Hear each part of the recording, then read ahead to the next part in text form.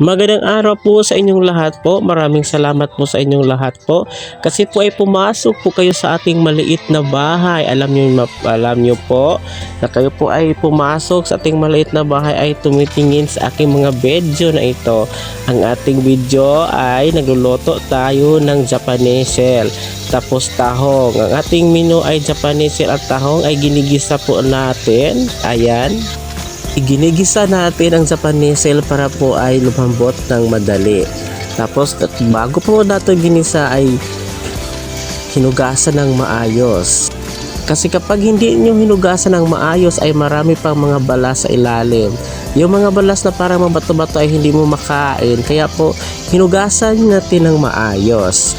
Ayan, tak-tak pa ng maayos para maluto agad-agad. Ay hindi pa maluluto, bago pa dyan ay lalagyan muna natin ng ating yung mga arigatos, yung mga seasoning po para mas lalong sumarap ang ating niluluto na Japanesel. Tinatawag po natin dito ay Japanesel po. At ngayon po ay nilalagay naman natin ang tahong ni Carla. Kasi po ang tahong po ay pinakapaborito kong pag-ulam po. Kasi po ang tahong ay parang ganon. Masarap talaga ang tahong. Lalong-lalo ang kanyang sabaw ay masarap talaga. Mapapawaw ka sa sarap sa tahong, sa sabaw ng tahong at saka Japanesel.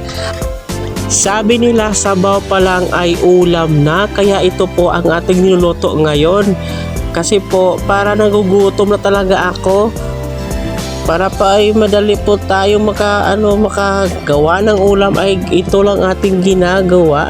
Lagyan ng sabaw ng ating tahong at saka yung Japanesel kasi ang sabaw nito ay ulam na, kaya sinusubukan ko na ang sabaw na ito ay inuulam.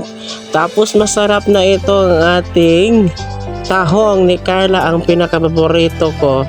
Ang tahong ni Carla ang pinakapaborito, kaya marami pong salamat po sa inyong lahat and don't forget to like and share.